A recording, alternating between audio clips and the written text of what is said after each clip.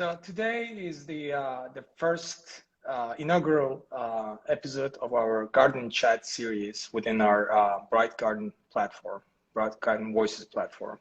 And today we have our first guest, Dr. Ани Калайджян, who is a founder and president of the Association for Trauma Outreach and Prevention, Meaningful World. She's also an author. And I'll not make the other introduction because I will let you to tell more about what you do. But we are happy to have you in our this important event for us. This is a new start, and we're honored to have you in our episode. Well, thank you so much. This is actually very courageous of all of us. And a special gratitude to you, Rauf, and Arnold as well. And I hope that we can continue this dialogue that would lead us to understand and empathize with one another, because we're neighbors. The first thing is, I'm sure in your culture too, in Azeri culture and Armenian, neighbors are even closer than relatives. So I hope we can get to that place where we can be as close as relatives and be able to empathize with one another. So yes, what was the first question? So yeah, I will just jump ahead to our first question. And this is it's a perfect opportunity for us to build this communication between our neighbors and relatives.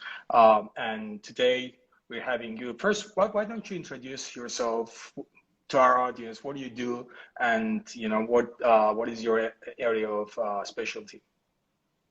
Well, I'm going to be brief, Rauf, because a lot of people complain that my CV is like an encyclopedia, and it has 160 pages. So to focus on the areas that pertains to reconciliation, mediation, and peace building.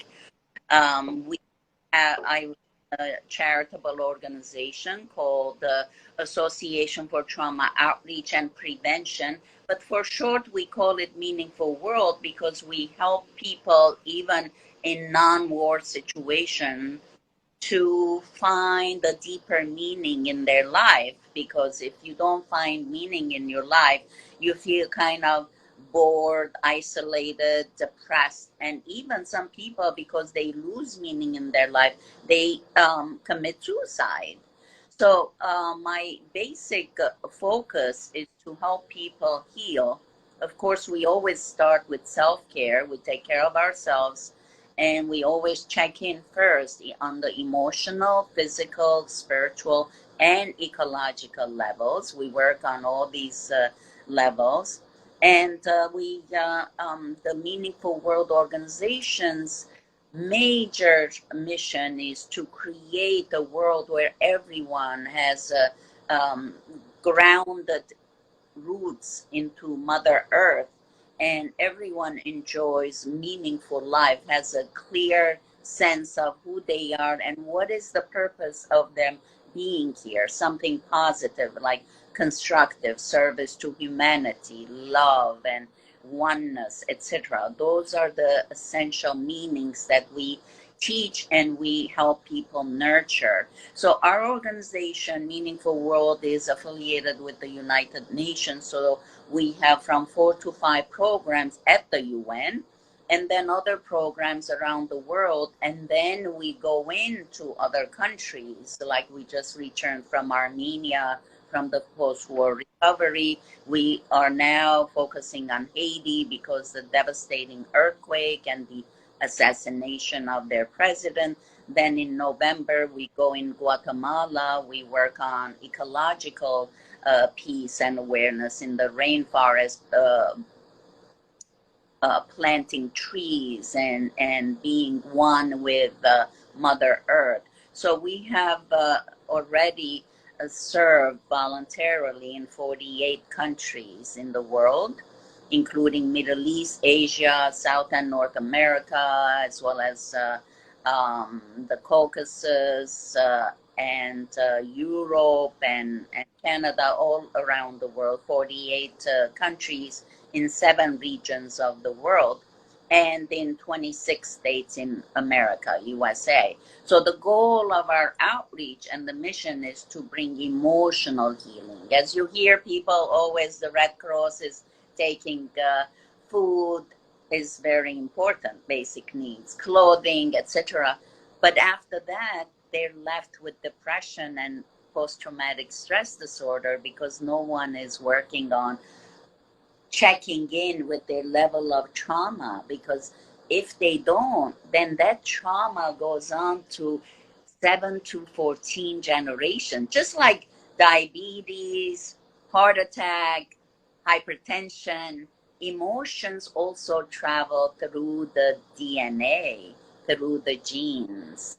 So that's what, in the nutshell, we do. I'm professor at Columbia University and run the foundation, the charity with Meaningful World, and also travel to these countries personally. I have gone to all the 48 countries personally, bringing the aid, and then I continue sending other volunteers as well, and then evaluate the kind of care that we're delivering.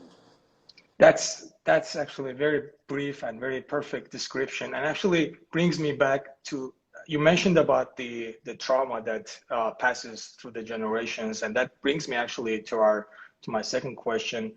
What is intergenerational trauma? Can you please elaborate more on that so that our viewers can have the deeper understanding of it? Of course, because that is something that not too many people are aware of. And we work on 5 different levels of trauma. The first is individual, something that you see, an accident, you are eyewitness. The second is collective, such as COVID or a war. COVID now the whole world collectively is experiencing. War is only in certain areas that we have wars, like Palestine, Armenia, Azerbaijan, and in Africa, in Haiti, in Guatemala, in Cuba, for example, etc. So in that collective, then we have the third, which is vicarious or secondary. That means you come to me, you experience trauma, I'm a therapist or I'm another kind of medical doctor, and I hear all day about people's traumas, then I get affected. That's why it's called secondary. I get affected, and I can have almost like PTSD if I don't work on certain preventive steps. The fourth kind is generational, that is passed on from generation to generation, both through DNA and through learning. When usually what you see from your parents is what unconsciously you start doing automatically when you are adult, when you are in parenting positions, etc. And the last one is horizontal violence. Horizontal violence is also another one. Not too many people know about this. Horizontal violence comes from the research that we have in psychology from oppressed populations. Oppressed populations are, for example, African Americans in America, Latin Americans, women in every culture are oppressed. Every culture. We've been through half of the world, and it's the same. So what the African Americans call it here in America, the crab in the bucket syndrome. Have you seen like 5 or 6 or 10 crabs in a bucket? When one tries to come up, the second one pulls it down. The third one tries to come up, fourth one pulls it down. At the end, what happens? No one comes out of the bucket. So the message we take on to every country, and this, we have many countries suffer from this phenomenon. Haiti, because it was colonized for a long time. Armenia, because it was 650 years under Ottoman Empire, 75 years under Soviet regime, like Azerbaijan was also the same.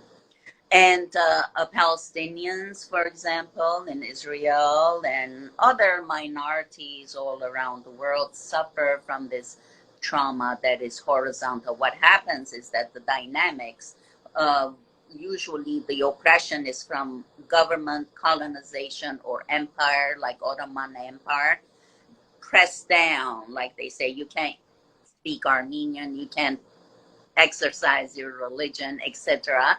Limitations, limitations, limitations. So that's pressure going from up down to the people. And the frustration in the people goes from down to up. And it's going up and up and up, but they cannot blow up here because they keep being pressed down. So this pressure then blows up horizontally. Horizontally, what happens? Who's next to me? My own brother and sister.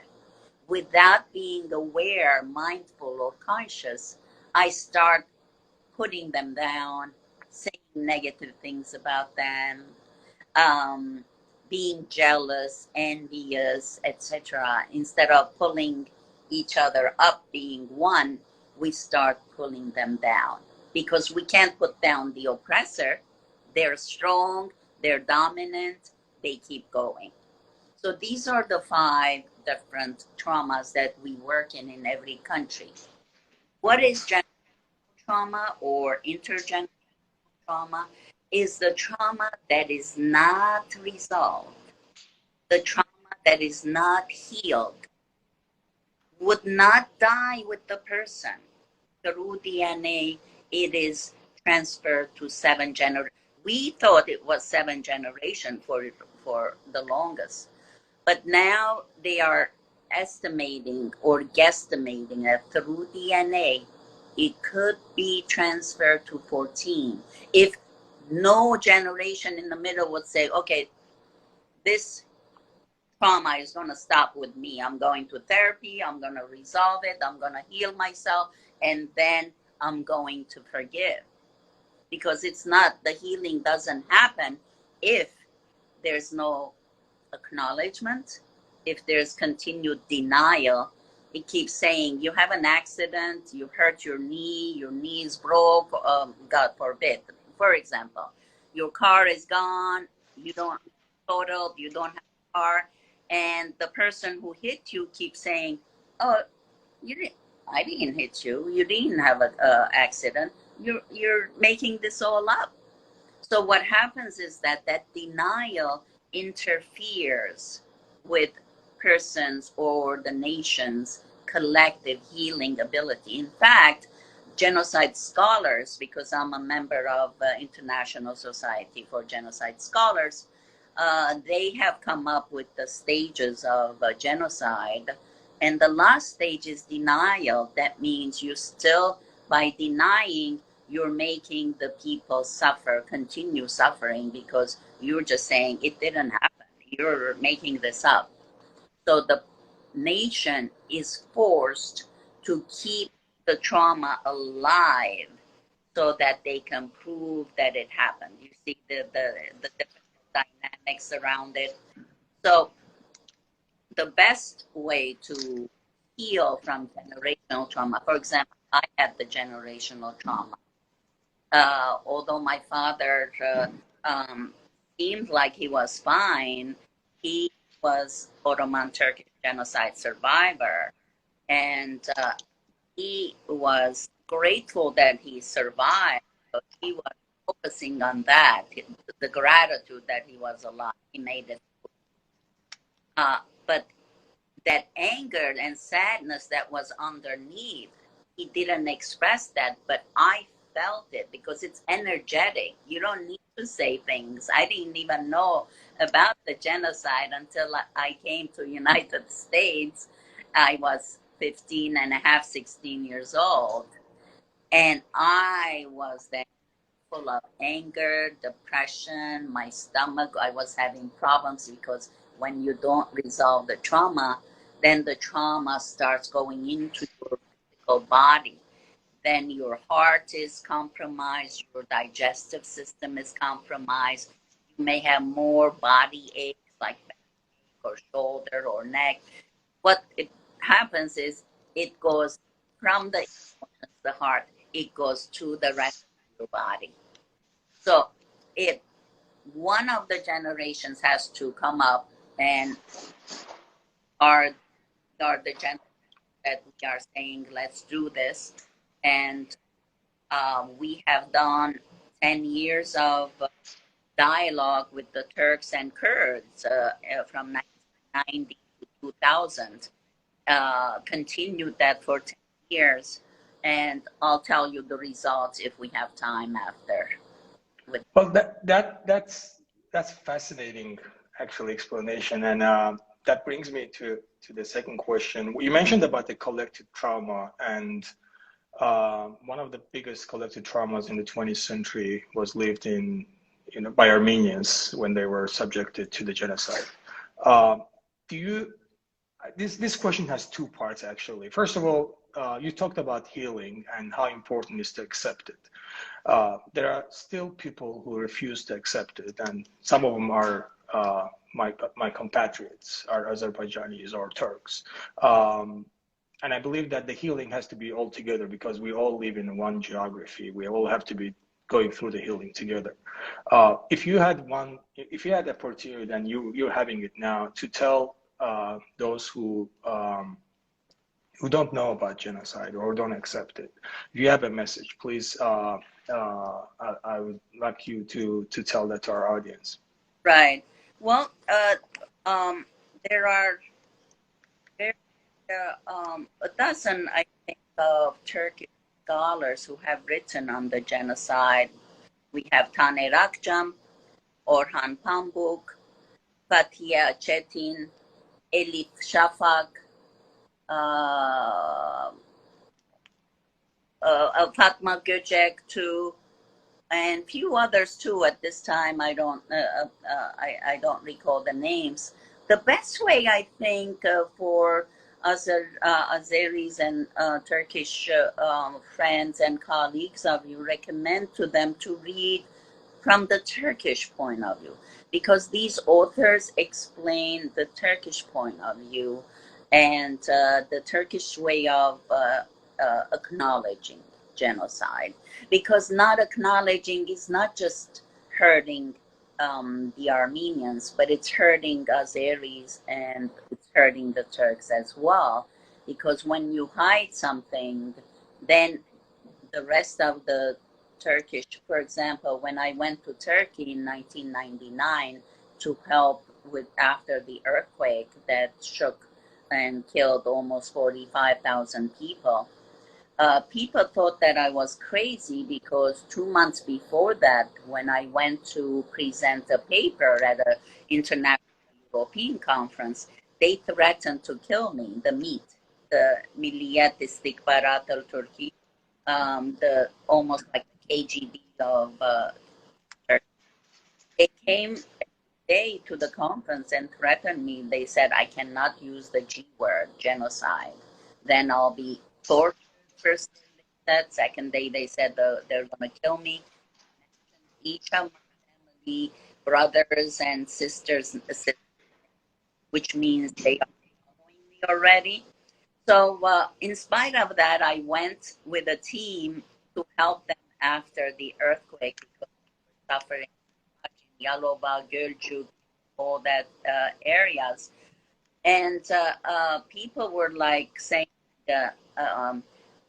when I examined the Turkish history books, they had the opposite story. They said they had skulls on top of one another, and they had under that Armenians killed 350,000 Turks. Now, Armenia was not a nation during the genocide. It was under Ottoman Empire, and Armenia did not have guns. And Armenia, it was World War I. It wasn't Armenia. So it's a false information. So I can understand a lot of Turks and Azeris don't know.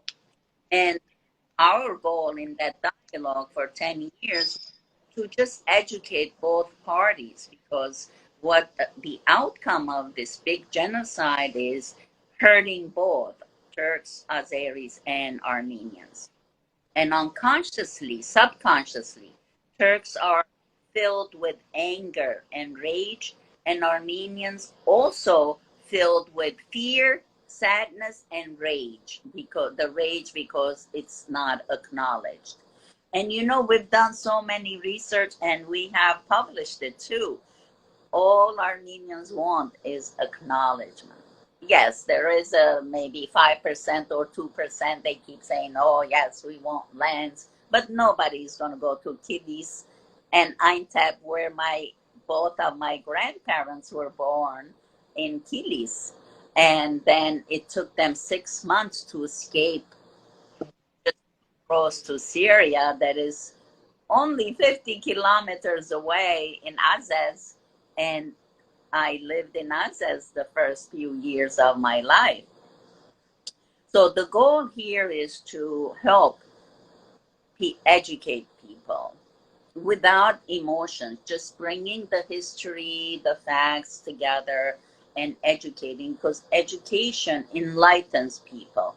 So you're not really running with assumptions and fear and that the Armenians are out to get the Turks or Azeris. I mean, these are all assumptions that is not really based in fact.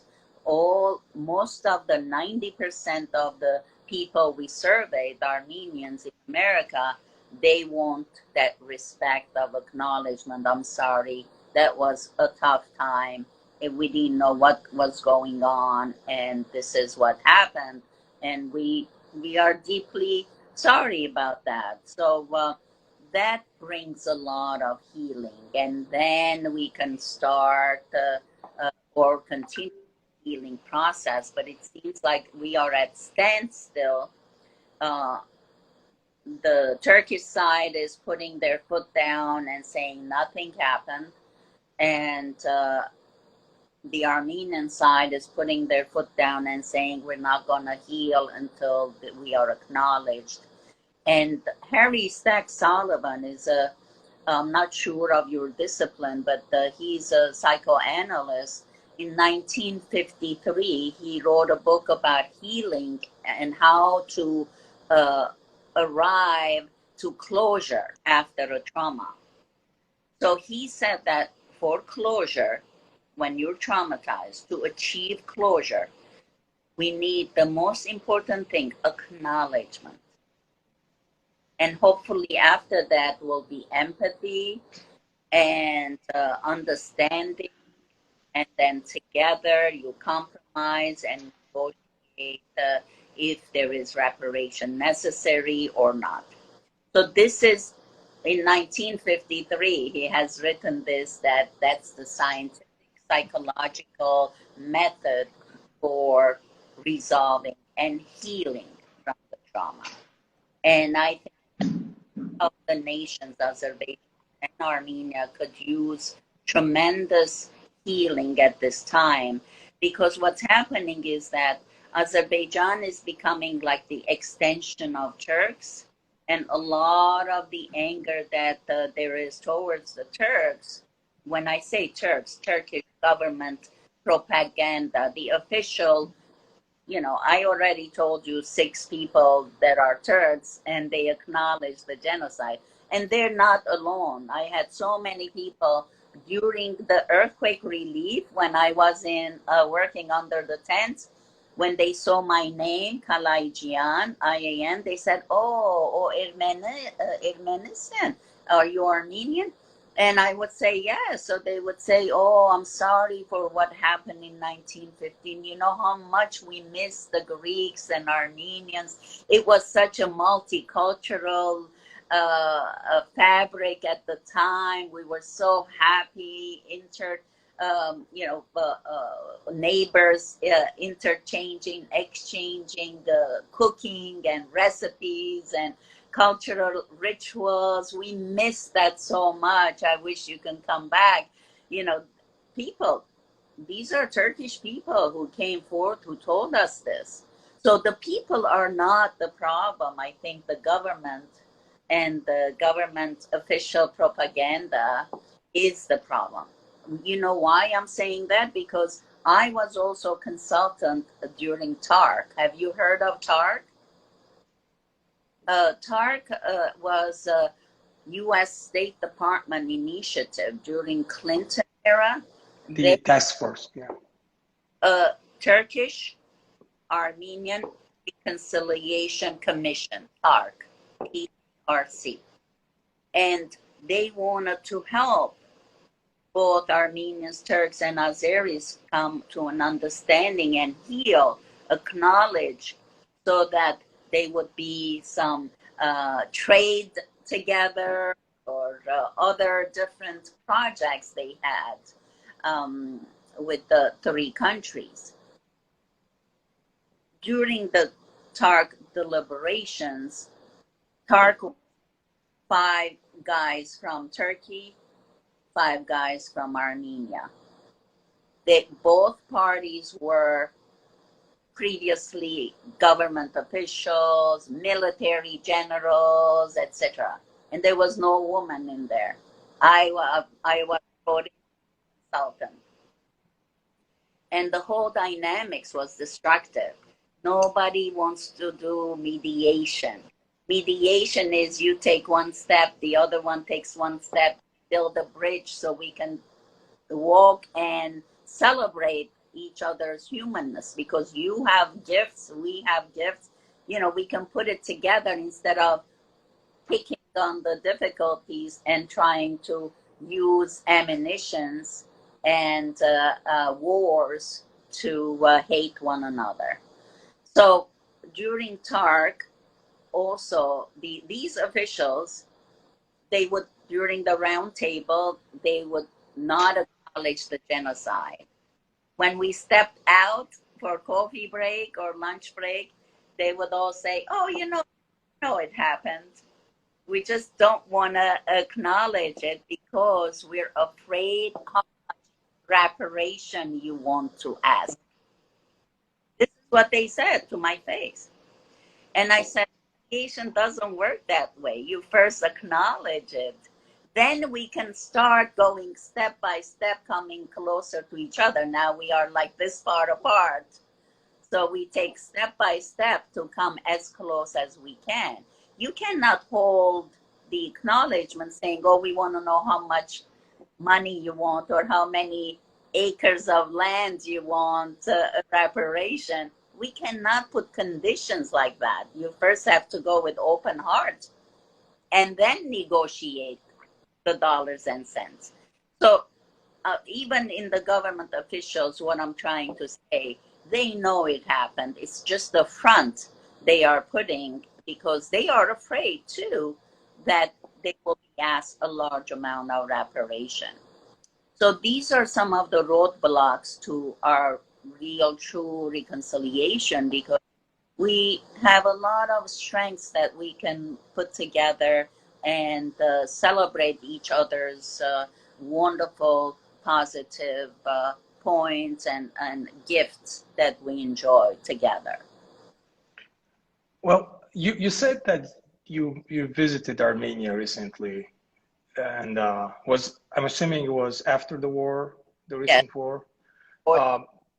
Yeah. And you talked. This is more like a fresh trauma for Armenians because you know the major one happened 3 generations before, but this is more the fresh one. And the first war, I think, was a tragedy as well for both nations. But the most fresh one, most recent one, is what we lived from September to November. Can you tell more about your visit? And I'm assuming you worked with the PTSD symptom people who suffer from PTSD. Can you please tell more about that? Because we are receiving very bad news from both sides that soldiers are committing suicide from PTSD. I think there was a number 44 already Armenian soldiers committed suicide since then, and there are a number of them in Azerbaijani side as well. Could you please tell more about your experience? Yes, this is why we went there to help with alleviate the post-traumatic stress disorder. As you said, this is the newest and the fresh wounds, emotional wounds that were open. And it was about 6 months after the war in May that we went to Armenia to work on the healing of the whole community. Actually was in despair, extremely in despair, in sadness, and in that hopes and dreams that they can maintain the borders as before was not, didn't happen, and they feel betrayed by their president, by Russia, by Azerbaijan, and by US, who was not involved in the negotiations. So it was like railroading. The previous agreement was that both US and France will be, with Russia, will be part of the decision making together with Azerbaijan and Armenia about the Nagorno-Karabakh, but that totally didn't happen. It was Russia, Turkey. I don't know how Turkey got into the mess, and created more mess, I think, with their involvement, because they the unresolved trauma into the picture.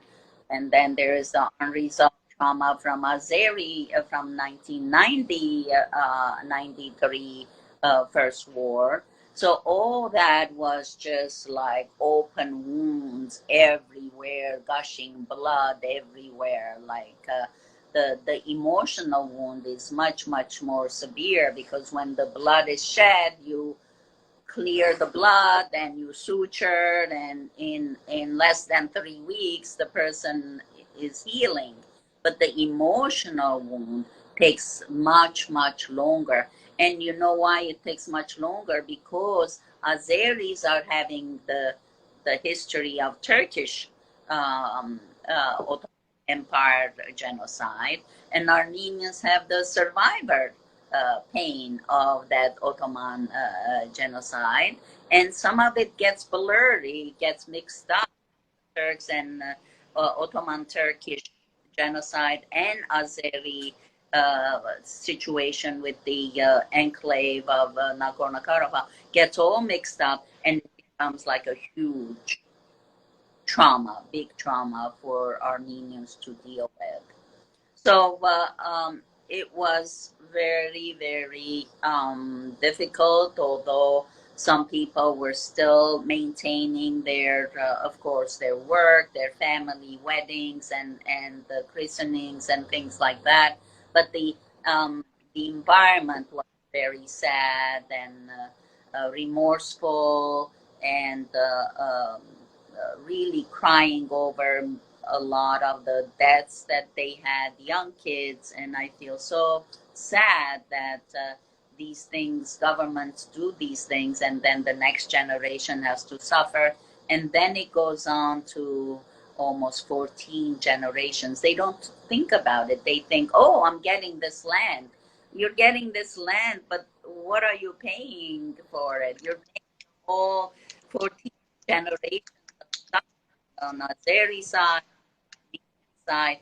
There is no benefit for this warped mentality in men that war is profitable. When I talk with politicians, they keep saying, well, we got to start a war, that bring us income. I'm like, what income?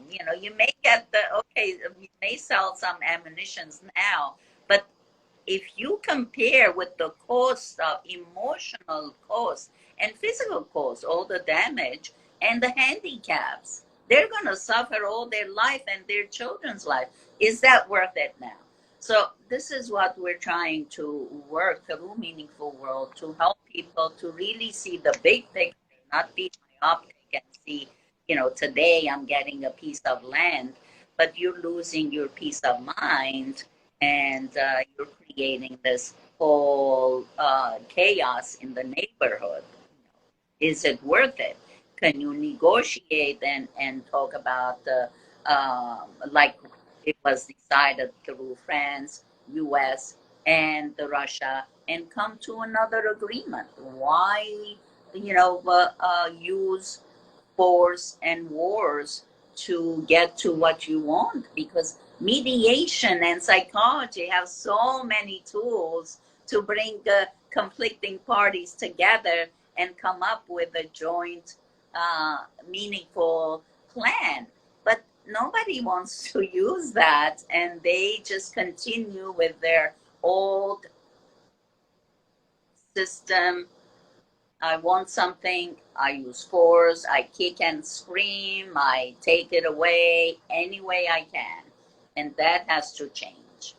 And I'm glad you're making this program, Rauf, and we hope that some people take it seriously and really start pressing to their governments and officials that we don't want war anymore. We want to sit down and talk like human beings.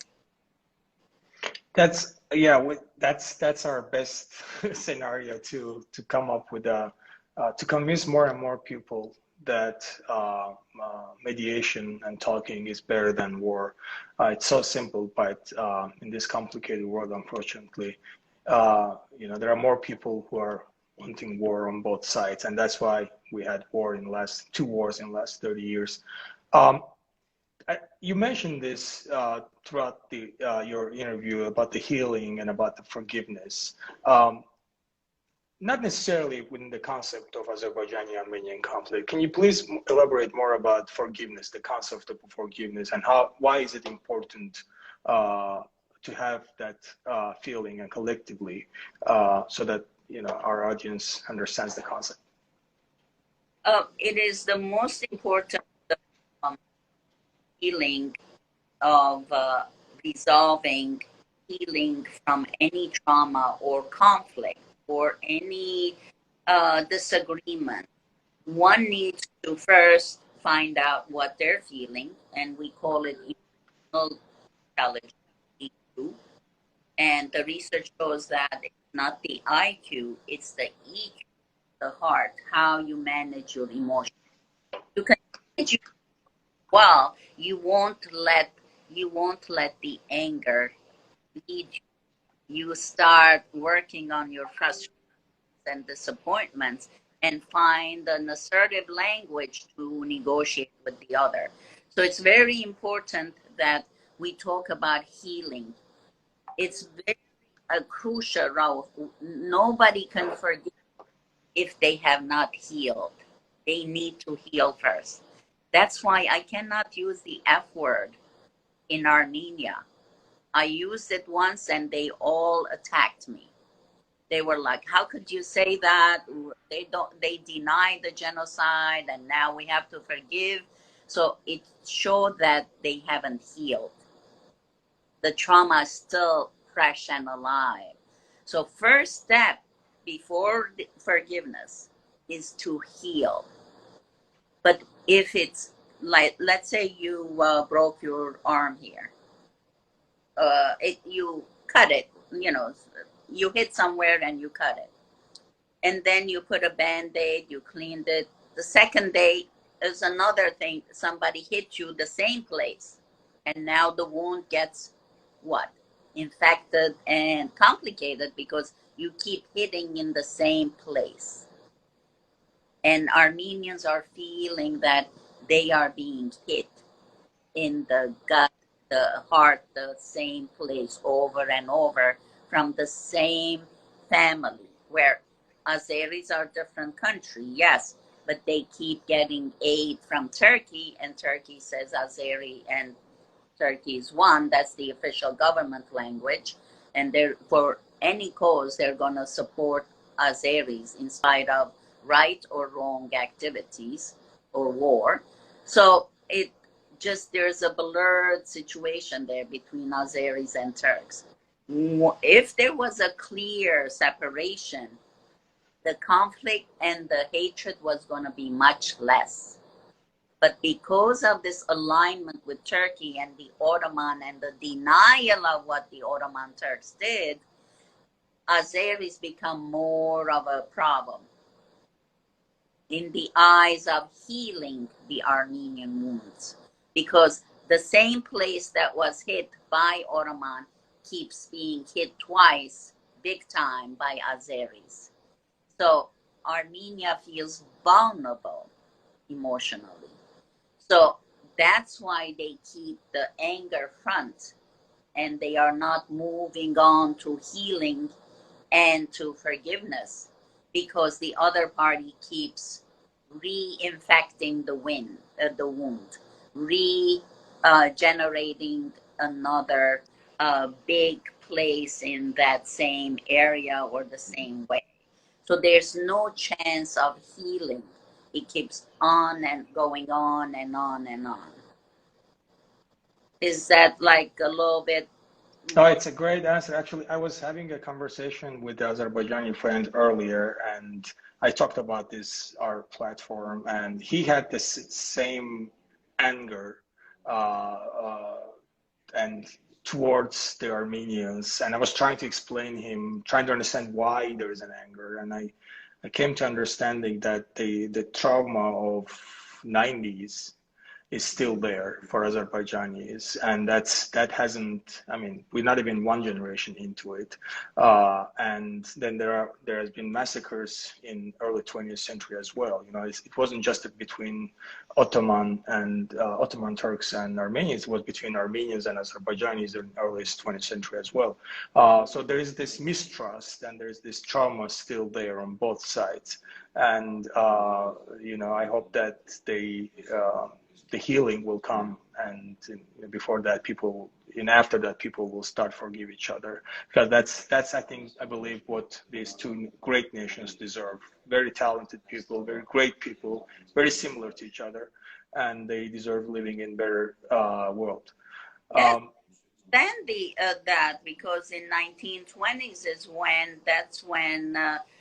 Stalin, with his principles of divide and conquer, he got the different republics against one another. He cut this piece, gave to this person. He cut that piece, gave to the other, and got Georgia, Azerbaijan, Armenia, and all against one another. It wasn't like that before that I know of. When you dig in the history, you will see that's when, through Stalin, is what all this problem started. Before that, there was no problem between Armenians and Azeris. Unfortunately, there were some issues, but there wasn't as big as we have witnessed recently. I think I'm done with all my questions because you have covered everything so greatly. But I will, if you allow me, I will get our audience have questions. I think David Bagdasaryan has questions about the. I think you throughout the interview you mentioned about people losing meaning or faith. Are you able to expand more what helps these trauma victims then to find the meaning in life, and getting back to life, basically getting attached to life again? Yes, it's the core of why we're here, to find the meaning in life. Or else a lot of people losing meaning, they commit suicides and they live very limited life because they're not grounded, they don't have roots in the earth, they don't know why they're here, what it is that they need to do. So one way to find your meaning is to find out what values are most important to you, like love, service, sharing, education.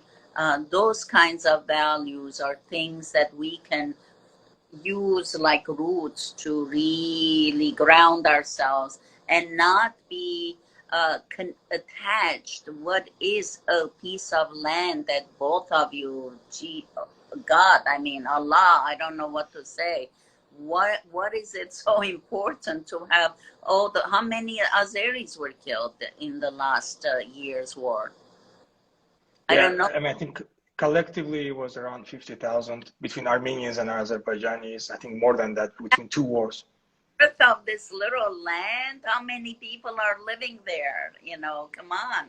We need to start using more talking circles, getting to know one another's fears and one another's, because the our brains have been like in that reactive mode. We're so afraid that what fear does is makes you always, you want to attack, you know, like you feel so vulnerable and Insecure. you're insecure and you're always in that attack mode.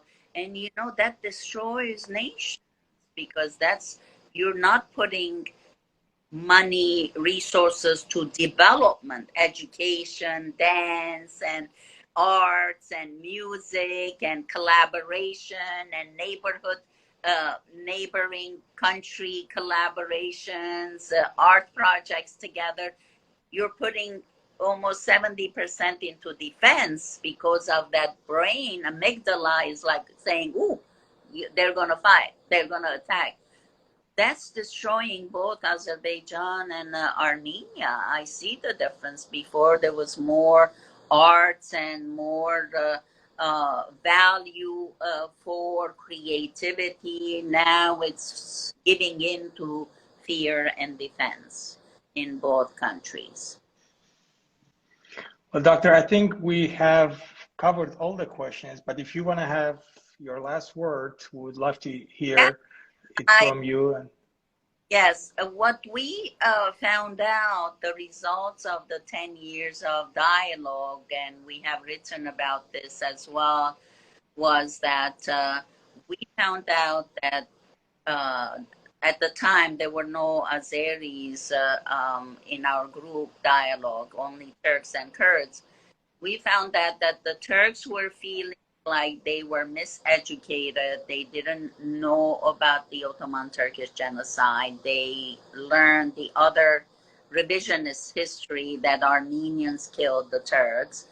So they wanted more time to educate one another. That's why we stopped after 10 years. And Armenians needed to heal the pain, but and then come back together in reconciliations. But the problem is that that's not happening because already 20 years passed. There's no new wounds put in place instead of coming together or both parties working on their issues. Because the Turkish people, they said that, well, you know, we have so many issues. We have the Kurdish issue, we have the prison issues, we have human rights issues that is being flagged by the UN and other European Union. So this, the Ottoman genocide happened 106 years ago. So we don't have energy to focus on every issue. So we're going to just focus on the human rights issues. And so this is how they were thinking. But they don't understand that it's passed on generationally. You already collectively feel the impact of those wounds from the genocide. You don't want to focus on it. Okay, that's your choice, but it's unhealthy choice. I would urge both Azeris, Turks, and Armenians to focus on healing their trauma and healing the wound so that they can go to the next step and be confident that they're not going to be stabbed in the back or you know, taken advantage, and build trust. Trust is so weak, so impacted because of the denial. It seems like Armenians don't trust Turks, even like they're human beings who are coming forth acknowledging they're not part of the government, but because they're so afraid, they just afraid of everybody. All the Turks and all Azeris were saying, okay, that's the government, that's the official. Not everybody is like that. And I'm giving examples of Turks coming to me in person saying, I'm so sorry about what happened in 1915. We missed so much. Come back. You know, those are Turkish people too. And I'm sure there's, like you, other Azeris who would miss that intercultural sharing in Baku when Armenians were there long ago and living together with the Azeris, sharing the culture and everything, the music and food and everything together. So I would urge everyone to focus and to commit to their self-healing and say, I'm going to be the last generation to pass this hatred on to the next generations. I'm going to take that responsibility to build rather than to destroy. It has to be a conscious choice of our generation or your generation, the younger generation, to make this commitment and say, we're not going to go with the government official propaganda anymore because all governments are destructive. You know, let's face it. I'm sorry if this is not a cool thing to say, but I worked even in Buddhist governments. And they all the same. They think of power, money, and domination. That seems to be their modum of operation. They don't think about meaning and coming together and let's create bridges and let's love one another. And that's what we need to work on. And that's what you're doing. And I appreciate you and Arnold. And I hope that this group becomes bigger and bigger and inviting more Armenians and more Azeris to be part of this dialogue and to uplift one another, not be crabs in the bucket, but, leaning down and lifting one another up, because at Meaningful World, our motto is when one helps another, both become stronger. And not like destroying the other, lifting the other up so that both of us are together experiencing this renaissance, laughter and creativity and projects and etc. Well, thank you, Doctor. Those are great messages to end with, actually. I hope that, you will be our guest again. We're happy to see you again on one of our episodes. And we're delighted that our first ever episode within this new format took place with you. Thank you again for your time. We really appreciate, and looking forward to see you again. Thank you. Thank you. Thank you.